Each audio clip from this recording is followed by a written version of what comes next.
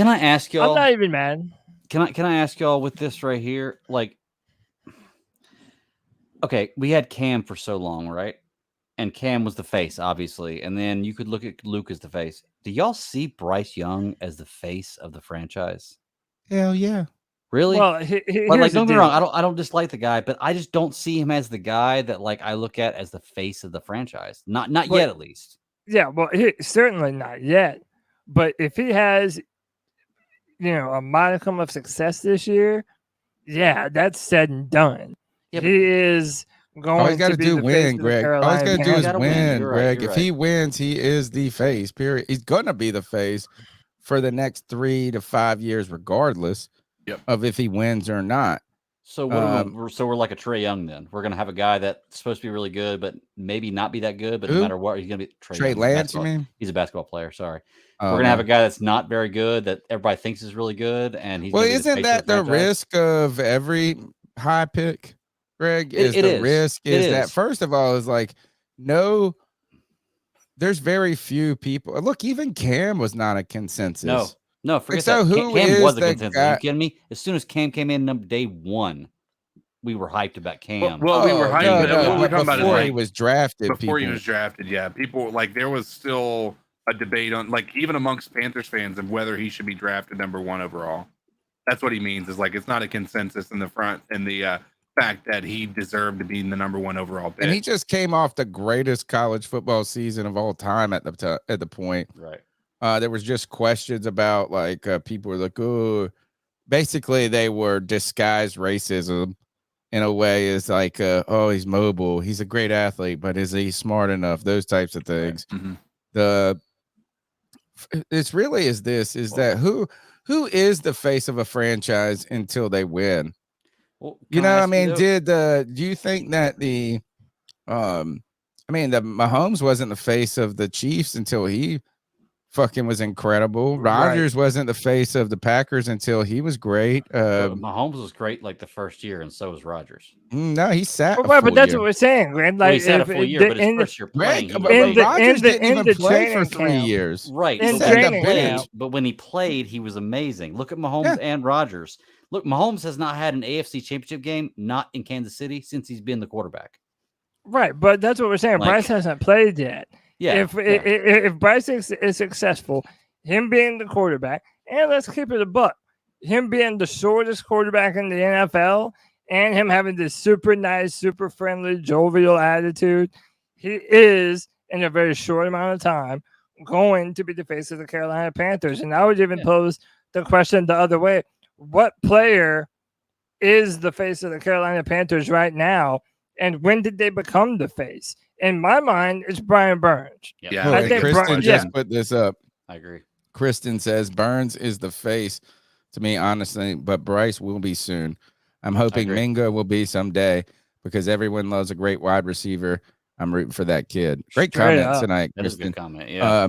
And that's what it's going to take is particularly, Greg, I think this is what you're maybe alluding to is because Bryce does not have his great characteristics are not just visual, right? You just don't look at him and go, oh, that's the big. See, that's why Cam was awesome. It's like you look at Cam Newton, he's always your first pick in backyard, whatever. We play in ping pong, I want Cam. We play in basketball, want Cam. We play in croquet, I want Cam. You just look at him and he just stands out among all the people. You don't look at Steph Curry and go, oh, I'll take him number 1. But guess when you do, when they start fucking dropping threes from 50 feet or 90, whatever the hell Curry does. So if Bryce struggles, you will say this is like no player will be that until they do it. And you know what? That's a great comparison right there. The Steph Curry thing, I didn't even think about that. That's a guy that coming in the same kind of thing. You do an amazing job in college. You are blowing everybody out of the water with the things you can do, but because of your size, nobody believes you're going to be any good. Steph Curry should have been the first pick that year, hands down, like no questions. You think? And yes, of course. Steph Curry changed the game of basketball. I mean, Tony, knowing what we're knowing now, like Steph. That's a revisionist. Knowing this now, yes. You're right. That's what it is. It's having knowledge afterwards. But that's actually a really good comparison. Now that I think about that, because I knew Steph Curry before he came in the league, and I thought he was going to be good, like I do Bryce right now. But I thought that his size was going to hinder him. I didn't think that his style of play was going to work, but it did. You didn't see they would change the fucking game of basketball. Yeah. So I mean, they completely changed. And it's wild that he did that in such a short span. It seems like a long time ago almost, and it wasn't. I heard Doug Gottlieb talk about this. I think I mentioned it either on the Friday Free for All last week's show. And Doug Gottlieb is a basketball guy. He's a former college basketball player. I think he got in trouble for stealing a credit card or something and using it in college. He's been on ESPN forever. He's got an afternoon show that's on syndicated on one of the radio stations I listen to on the way home from work.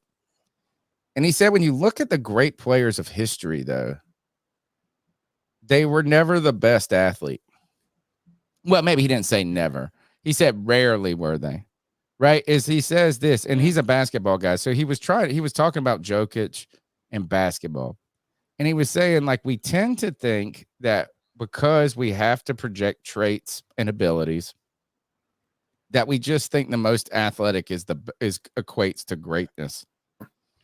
And then what he started to say is this. He's not saying that unathleticism is a good trait. That's not what he was trying to say, is like being like not having those traits is not a good thing. But what he was saying is that there is another factor other than athleticism that contributes to greatness. Yeah. And that is some sort of intangible factor. And it's like, and when he said intangible, I mean, I think he's like saying almost hard to describe, hard to capture. Yeah. Is like, so Tom Brady, right? I mean, look at flubby Tom Brady coming out of college, 6th round pick. Look at Jerry Rice. Jerry Rice's numbers in football are like Wayne Gretzky numbers in hockey. They're like insurmountable numbers. Like when you look at them, they're like Wilt Chamberlain numbers. We got to just talk about everybody, but like you got to take all of them. We'll talk about all the other guys, but these dudes. I'm trying to think. Jerry Rice, Joe Montana. A lot of these guys were never. They had something else, and he was talking about Jokic. He was saying this is Jokic is big. Yeah, I mean, if he was 6'2", his game wouldn't work, right? He did say that, but like he's like slow. He's like he just does everything. I mean, it's just something you can't describe. He just got something about him, and I will say that we tried to bet on that a lot. Or I think like again. The NFL is a very copycatish type faddish league, I would say faddish. So once you saw Cam Newton and then later Lamar Jackson and stuff, it's like mobility. You're like, we want mobile, big mobile. And then Patrick Mahomes comes in. It's like, we want the it factor. Bryce Young, I think that's what we based the pick on. Yeah. Is the it factor. I am tired of these videos floating around though. Of Panther fans, maybe not the videos, the reactions. They're like, look at Bryce throwing before he makes the break. This guy never seen it. Didn't know it was upcoming. Yeah, I was like, man, you guys know that this is practice. There's no pressure, and they know they're running that play on purpose. But they're like, oh, look at that. Look at that. We have never seen anybody with that anticipation. I mean, to be fair, that is what you want to see him doing. And we haven't had that type of anticipation in a long time. They're not even in a defensive scheme. It's like, hey, run to the post. But if I told you to go deep and you were like, and I just threw it. I understand. And you were like, oh, shit. He went deep. He didn't even know. The idea that we have a quarterback that is on time, on rhythm, and can throw his receivers open. Even when you see a glimpse of it, you're like, oh, there's that beautiful bean footage, baby. And so it's like, his back was turned up, and he threw it before he even turned around. Crazy. Never seen anything. Shit. That's what you want to see. Yeah. That's what I want to see. Exactly. I need to see that. Verification bias. All right. Look, well, hey, real quick before y'all, I just got a call from my friends. We're having bad storms here in Carolina, and they lost some power. So I got a bunch of people coming over that don't have power. So I am going to have to hop off here. I hate that I had to do this 2 weeks in a row, but I didn't anticipate this. Yeah, I didn't either. Like I said, I lost power last night. We were at their house, so tonight they've lost power, so they're coming over here, and it's just a matter of a bunch of people in the house at one time. But I will definitely go through the show, and yeah, I got y'all. Anyway, right. Later, I Greg. appreciate y'all. Thank you so much. Y'all keep pounding. I hate that I have to go. I promise you that very soon I'll be on for a full show. I know the last 2 weeks haven't been like that, but I promise you soon it's going to happen. But to everybody out there, keep pounding, and I do appreciate it. And guys, I will talk to y'all tonight, and we'll figure things out. For sure. All right. Now we can all be optimistic when Greg's gone. There you go. Yeah. No more wet blanket. All right, Greg. Have a good day. Good night. All right. So what else we got? What's next? What are we talking about next? I remember we wanted to have a discussion. There's a couple players that are on the final year of their contract with the Carolina Panthers, and I want to ask you boys, and I want to ask everyone in the chat. You know, if you think back to Josh Norman, right? Josh Norman balled out of control in the year that he needed to do so when it was time to get paid. My question is, what player is going to do that this year? There's a lot of players that only have 1 year left on their deal. Conversations at once. We're knocking out two birds with one stone. All right, here's the list of players on their final year that we brainstormed. And chat, double check our work and tell us if we got something wrong. YGM, Frankie Louvu, Laviscus Chenault, Marquise Haynes, DJ Shark, 1 year deal, Bravion Roy, Stanley Thomas Oliver, and the last one we got on the list is Jeremy Chin. Now, the reason I asked you about this, or I said this is a great way to dovetail this, yesterday, again, you guys go check out the good discussion I had with Mike K on yesterday about kind of recapping or wrapping up Panthers minicamp. And he's the one who wrote the story. By the way, 99-cent subscription, first month subscription for the Charlotte Observer. Go support your local media. People like Mike K. Bringing us this insight. He was the one that did the Trimble story about what's his name? Where he said he wasn't coached up, right? And those things. So he did that story, and he also just put out this. And in one of his recent stories, Panthers Stock Watch. Actually, this is a story he put out yesterday. Here's what he said about Jeremy Chin. And he even messaged me after the show. He said, I think I almost was too hard on Jeremy Chin because he described him as awful last year. I was like, man, that's a little rough. But, I mean, he had some reason. But he said this. Look, so a guy who thought he had an awful season last year, he said this about Jeremy Chin. Chin had a really strong offseason program as he drew genuine praise from his teammates and coaches during OTAs. He made a couple of big plays in coverage during the workouts that he couldn't make last year. As the big nickel corner, Chin has shown improved coverage ability and field awareness. Obviously, padded practices could tell a different story, but Chin looks like a completely different player under a new staff. Entering a contract year, Chin needs a big year to earn a major payday. So Chin's the name there. I think it's Louvu. I think it's like I'm looking at Louvu as having a big year too. Yeah. Yeah. Do you think he'll be an outside linebacker in this role? I mean, that's where they kind of have him listed right now. Yeah. Yeah. I mean, he's gonna have to look. I think they're gonna send Brian Burns at the quarterback every time. And Louvu's gonna have to go towards the quarterback a lot, but also be ready. Okay. To step back into coverage a little. So you might consider this Chin too, right? Well, that's kind of what the big nickel corner is. And we've been wondering what position Chin even plays. Like, how are they going to use him specifically in this defense? And so he appears to be. I asked him about that, right? And he said this. I said, "Man, we got so many damn safeties on this team." And he said that when you're running that 3-4 with the big nickel, is you're trying to put 4 safeties on the field, kind of. And or maybe 3 or 4. But the idea, Shaq Thompson, his rookie year, that's the position he played. The Buffalo nickel corner. And that is a guy who has enough ability at times to do coverage, but plays a lot like a linebacker also. Right. Yeah. So maybe the scheme will help Jeremy Chin. Yeah, and especially with Ejiro Rivero now and how he's been able to use linebackers and safeties. That's why a lot of people are very excited about Jeremy Chin. Well, I think there's a lot of people that are still really down on him. And I've said from the get-go, like, it seems to me, based on the things that they've said, that Jeremy Chin is going to play more of a role like he did his rookie year when he had his best season here in the Carolina Panthers uniform, right?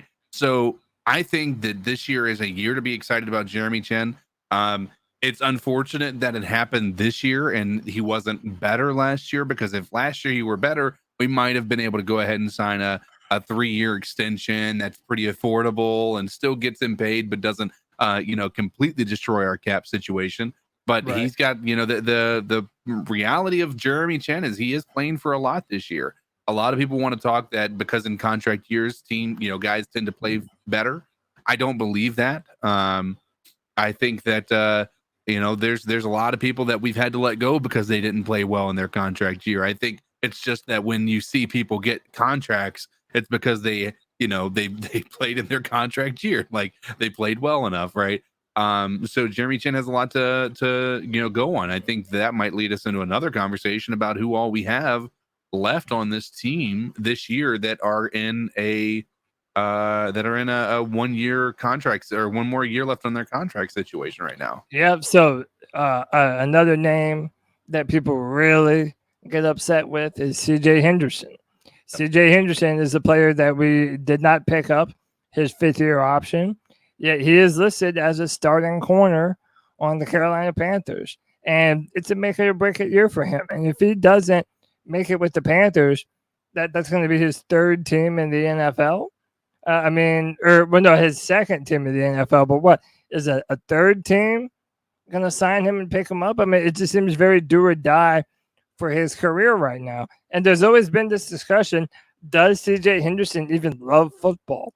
Does he love what he does for a living? And I think that's a good question.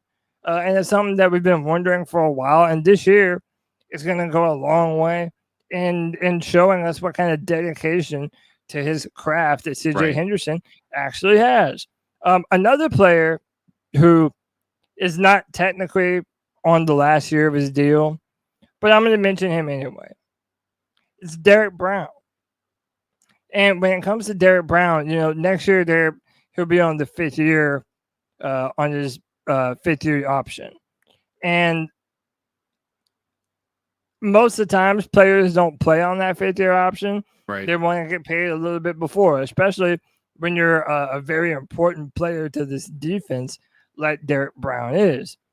And, I'm tired of paying top 3 money at a position for a player who might only be top 10. So what I'm saying is, I want to see Derek Brown break through this year and become that destroyer, that monster in the middle that we've been waiting to see him become. And he did so last year.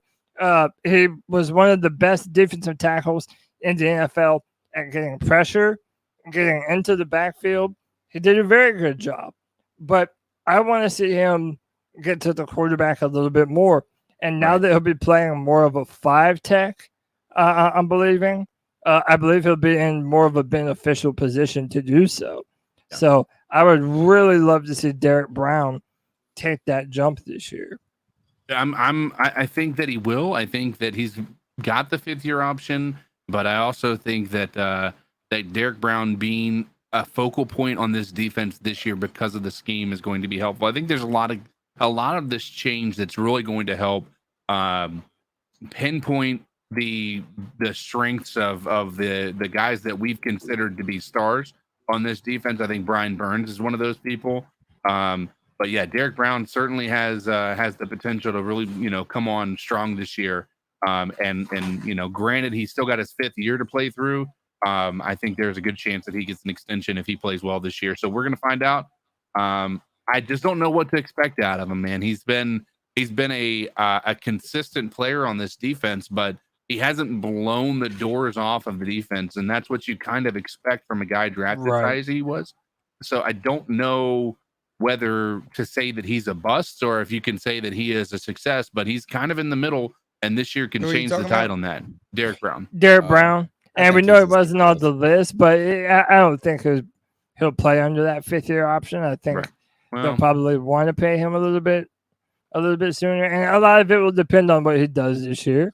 And we'll be interested to see where he plays, right? Because one of the people that I'm thinking they'll play him at 5 tech more.